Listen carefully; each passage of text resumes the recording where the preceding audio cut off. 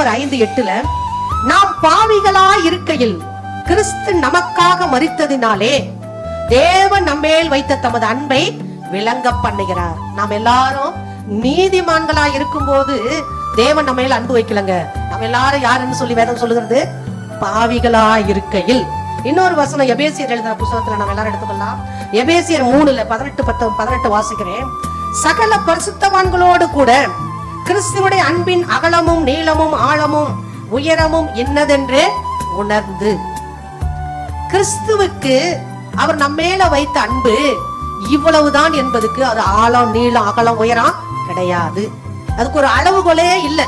அதனாலதான் யோவான் எழுதின புஸ்தகம் 3:16 வசனம் சொல்லுகிறது, அவர் இவ்வளவாய் உலகத்தில் அன்பு கூர்ந்தார். எவ்வளவாய் அதுக்கு மெஷர்மெண்ட் இல்லைங்க. இவ்வளவாய் தேவன் உலகத்தில் அன்பு கூர்ந்தார்.